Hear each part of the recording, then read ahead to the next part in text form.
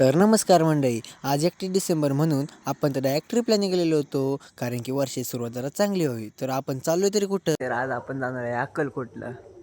इतक्या रात्री उठून लवकर आंघोळ केल्यामुळे आपल्याला गार वाजतच होतं. मग आईला म्हटलो, काही पण कर, पण आपल्याला मस्तपैकी एक कडक चहा होऊनच जाऊ दे. आपला देवा तर आपल्याला घ्यायला येणारच होता, परंतु तो म्हटला मी येऊस तोपर्यंत तू जरा पुढे ये.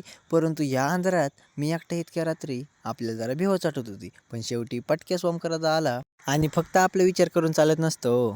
आपल्या गाडीचा पण विचार करावा लागतो. आणि इतक्या लांब जायचं म्हटलं तर CNG लागणार. मग आपण गाडीमध्ये CNG भरला आणि थोडं काय पुढं आलो तवर यांनी डायरेक्ट आपल्याला काहीतरी खायला घेतलं होतं आणि ही माई मिमिक्री करते. हे आमचे दोन ब्लॉगर मस्त मध्ये निवांत झोपलेले आहात आणि आमचे ड्रायव्हर बंधू ओंकार दादा फुल जोशमध्ये गाडी चालवतात. जवळपास आता आम्ही पोहोचत आहोत सोलापूरमध्ये आले जवळ आलं.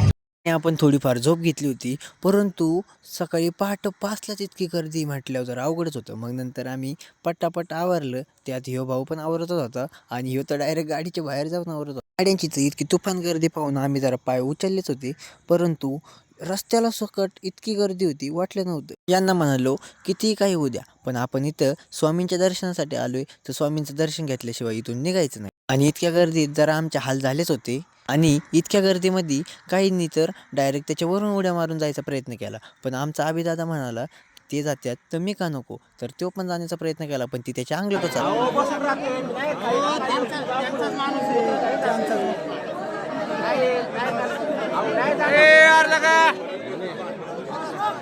दादा आणि कार्तिक हे उड्या मारून गेले, पण मी आणि ओंकारदा मस्तपैकी लाईनीतून चाललेलो होतो. आत बघा किंवा बाहेर गर्दी तर फुलच होती. आणि आता आपण स्वामींच्या खूप जवळ पोचलेलो होतो, परंतु आपण दर्शन घेणारच आहे.